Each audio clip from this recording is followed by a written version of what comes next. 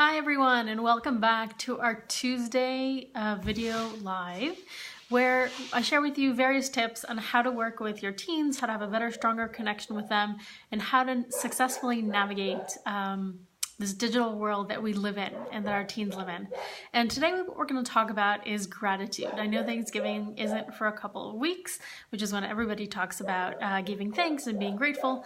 But I wanted to talk about it a little bit early. Why? First of all, because I want to help you today come up with a few ideas of things that you can do on Thanksgiving. And so I want to give you some time to prepare, but also because I think that gratitude is something that we should be thinking about and practicing on a regular basis. And it makes a huge difference to our lives when we live in gratitude and have gratitude practices in our lives on a regular basis versus when we don't and we just go about life. And I've seen that in practice in my own life, and I've seen it in the life of my clients when they start taking on practices of gratitude. So first of all, whether you are, I'm just gonna veer my head a little to the computer here for a second. So first of all, whether you are with me live or are joining me later on the replay, because I know many of you have let me know that you can't join me live, no worries about it. Really happy to see you. Feel free to give me a like, a comment, a heart.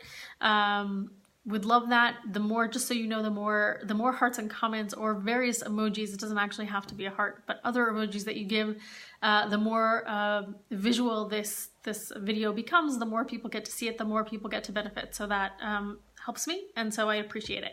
So again, welcome today, and we are talking about gratitude today. So in a world that we live in, as many of you who've been following me know, I specialize in helping parents and teens both connect better, have a better relationship, and I help parents learn how to navigate and help their teens learn how to navigate successfully in this digital world.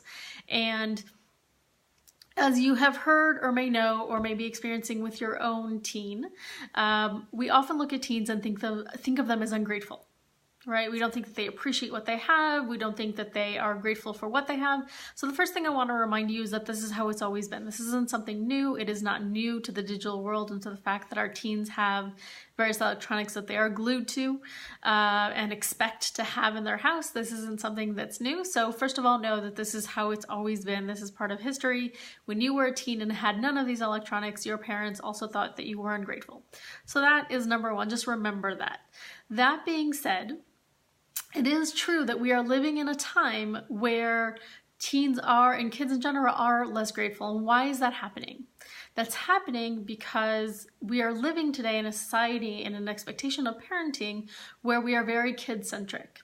And part of what that means is that we're investing a tremendous amount of time, a tremendous amount of our space, our money, our energy in making our kids happy and making sure that they have everything and anything that they want in order to succeed. And many times, and this is for another conversation, our measurement of success is growing up, going to a good college, making money, doing a lot of things that I would question whether they are really the meaning of success. But again, that's another conversation. I don't want to get into that right now, though I easily could.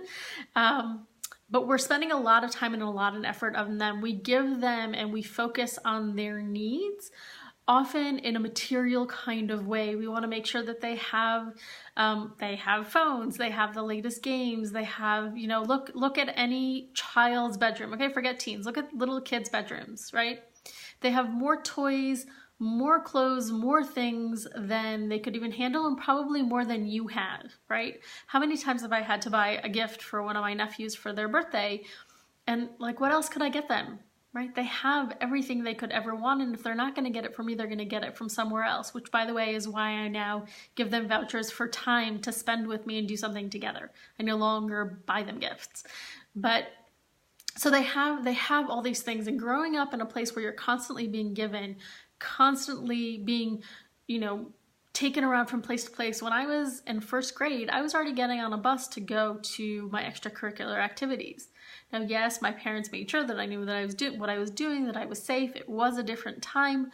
Nevertheless, I was given a tremendous amount of responsibility, and I had to try to figure out things on my own often. My parents were there to help if it was hard. But here, we drive our kids around everywhere. We give them many things. We take them overseas. We go out for meals all the time. There are very few things that that we have them work for. Okay, and I want you to think in general, where are you having your kids work for and earn what it is that they're getting? Okay, think about that. Part of what that creates, now, before part of what that creates, I know that whatever you are doing with the best of intentions. So I just want to make that clear. Okay, we do it for the best of intentions. We do it out of love. We do it because we want them to have maybe what we didn't have when we were growing up, or we just want all their needs to be taken care of. So we're doing it from a right place. Don't get me wrong on that. But part of what that creates is, in addition to the regular teen, self-centered, self-focused time that they are in as they are a teenager, okay, because that's simply where they're at in life. It's time for them to focus in. They're trying to figure out who they are, where they fit in. So they're very, very self-centered and focused at this time. What that does is it adds another layer of expectation of getting whatever they want when they want it. And having an expectation that you provide that for them, and not understanding really the value, whether it's the value of money or the value of the gifts or the value of the experiences that they are having because they expect to have them, right? So somebody that I know, the daughter came up to them and their daughter was 6 and she said, well, where are we going to overseas next year, right? Where's our next destination? And I just burst out laughing. I was like, at the age of 7, I definitely was not asking my parents, where am I going to next? Right? That wasn't even part of my mindset, that could be even a question. But here this kid, every year they go somewhere else in the world. And so it's already part of her expectation that this year too, they're going to be traveling somewhere around the world. And part of what that creates, and even though we're doing this with the best of intentions, is actually what it creates is it creates a tremendous amount of dissatisfaction. So instead of actually creating a situation where your teens are feeling loved and cared for by your actions, they're actually feeling like nothing has meaning. So I don't know if you remember, but I definitely remember various gifts that I got when I was a kid, and the sense of satisfaction, right? When I saved up that money and bought the Smurf that I wanted, I felt so good. I carried around that Smurf everywhere with me. Why? Because I saved for it and I worked hard for it, right? And it was an effort. And so part of what happens is when we give them all these things, again, with the best of intentions, we're actually creating a situation where they don't see the value in it. And so there are many, it means that they don't see the value both in the physical things that they have in their lives, but they also are losing the meaning of the other things and great things that they have in their lives. They're not appreciating the small things. They're not appreciating the house over their head, the food in the fridge, your love, your family, the great place that they are at. I have a strong recollection when I was a kid that I used to go to friends. Both my parents worked, and so, if I went home after school, I would have to make my own lunch, which I was not a very big fan of. And so often I would find myself going to friends who had either mothers who didn't work or had somebody, some kind of help at home that would help prepare a warm cooked meal. I love that. So I would go over to their homes, and often when I would go to their homes is when I would meet at some point these friends' parents.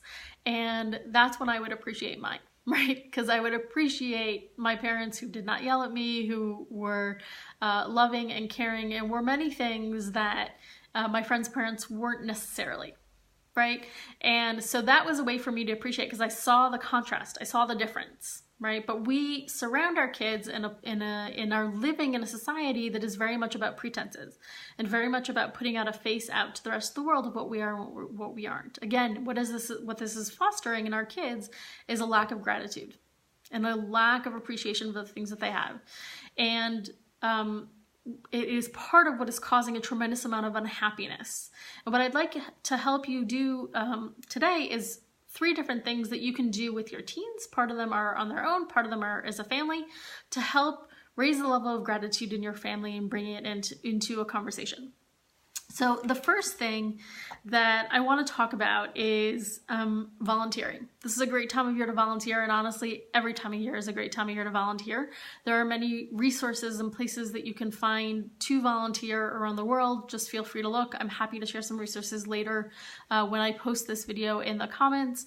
Take your family out, take your teens out with you and volunteer as a family. Don't just send them on their own to volunteer somewhere. Make it a family activity. Go together, go do something valuable for something else. And my recommendation, while it's great to go, and I know lots of the girls that I work with just want to volunteer at an animal shelter, my recommendation is actually to go where there are other people. Okay, and there are places where you can volunteer. You can help immigrants learn how to read and write English. There are places where you can help the elderly, the disabled. If you're a family that's really talented with music, go play and create a performance at old age homes. They would love to have you. There are lots of different ways and things that you can do.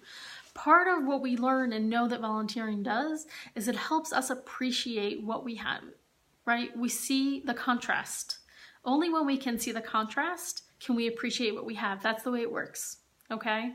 There's a reason that things, that when we are only good and we only see good in the world, we don't appreciate good, is because we have to see the opposite in order for us to appreciate what it is that we have, okay? So that is one option. Find a place to volunteer, do it as a family. I recommend that you do it regularly, but even if you can't do it regularly, even once a month is great, okay? That is number one. Option number two is, actually, no, the second thing I want to talk about is option number two is actually a personal gratitude practice. This is something, by the way, that I do every day. I do it the first thing that I wake up before my feet hit the ground. I do it before I go to bed. And I've been using it with my clients as well, with both the parents and the teens that I work with. And the process is really very, very simple. It's listing in your head, right? First thing that you do when you wake up in the morning, all the things that you can think of that you're grateful for. And those can be really, really big things, and they can be really, really tiny things. And so on days that you're struggling, it can be that I'm grateful that I have a bed to sleep in, and I'm grateful that I have food to eat in my refrigerator, and I am grateful for the backpack that I have and the clothes on my body. It could be that simple. And on days where things are better, it could be, oh, I'm grateful for this great project I'm putting out into the world, or I'm grateful for the person that I love that is sleeping next to me in bed, and I'm grateful for the ability to do this or that, whatever it is, whatever comes to your mind. But you need to list a minimum of 10, okay? Preferably more, but a minimum of 10 every morning. What's been amazing watching, I know it for myself, but it's always amazing to me when I watch it in somebody else, what I see in my clients, especially in the girls that I work with, is that what it shifts for them is that suddenly they start noticing and appreciating things that they didn't appreciate before. So for one of my girls, for example, suddenly she started appreciating the fact that her mother actually prepares her lunch for her every day to go to school and doesn't take it for a given anymore, and actually started thanking her mother for doing it, right? Before, she didn't even think about it twice. It was completely a given and an expectation that her mother would do this for her. And by having to do this practice and having to come up with things, she was able both to notice what was going on, but also be grateful and then translate that into action later on, which is what I really want to see, right? I really want to see that transformation of how it changes your life and your teen's life at the end. So it happened in that area of her life, but what it also did was on days where she was having a really hard time and she was really struggling socially and having trouble with her friends and having trouble with school, and just life felt pretty bad, she could see that even on those days, she still had at least 10 things to be grateful for. And what happens in our brain is that we are rewiring our brain to focus on what we are grateful for versus on what's not going well in our lives. And our world changes when we do this, because when we're focusing on what's not going well, first of all, we manifest more of what's not going well in our lives. And when we focus on what is going well, that's when things get better and better. So that is the personal practice that I suggest that you try as well as you try with your teen. And then the last thing that I'd like to offer that you try on Thanksgiving as a family, and the reason that I say doing it on Thanksgiving, you could do it really at any time, is that especially when it comes to teens, they can get pretty snappy with their parents. Happy to say they do this less with me, the advantage of not being their parent, when you try to get, as they would describe, sappy or emotional, or do these kinds of things with them. They won't necessarily want to cooperate. But when you do it in the context of a greater holiday, where giving thanks is part of the theme, then they're more likely to cooperate and play ball with you. Even if, especially if they don't feel like this is a long-term thing. Though what I find with teens is that even when they are in resistance, once they try something and they enjoy it, they're much more likely to do it again. You're gonna have to get them over that step of trying it once. So what is it that I am suggesting that you do? My suggestion is that you go around the table and simply each person takes a turn And what you need to do is you need to look at every person around the table and let them know what you are grateful for in them. So what is it that they do or how they are being that you are grateful for? And they need to do it for everyone. They need to do it for you as their parents. They need to do it with their siblings. Sometimes they might be laughing and there might be, oh, I've got nothing to be grateful for. My younger brother, he's just a pain in the butt. But that's the whole thing, is you may feel like your younger brother's a pain in the butt, but when you actually sing and think about it, you remember that he's actually the one who's always there for you when you're sad. Or you're even just grateful that, he makes you laugh sometimes. Whatever it is, helping them get over that initial, oh, I have nothing to be grateful for, to realizing what it is that you have to be grateful. And part of what you will find when you do this is that it brings you closer and stronger together, because you're taking that moment to acknowledge what you appreciate in each other, which is something that we don't spend time doing. So I challenge you to give this a try. Let me know how it goes. Feel free to message me if you are feeling challenged in your own family when it comes to gratitude, or your teens. If things are not going well, you're not feeling the gratitude, you're not feeling the connection right now, just use any one of these formats to private message me. Let me know. I'm here to help. And we can set up a time to really see how we can bring you to a place where you are feeling gratitude for your family, and your family and teen is feeling gratitude for you. So have a wonderful morning, afternoon, or evening, depending where you are in the world. I hope this was helpful. If it was, please feel free to share with other people who may benefit. And you can always find out more about the work that I do at www.tovagar.com. See you next Tuesday. Bye-bye.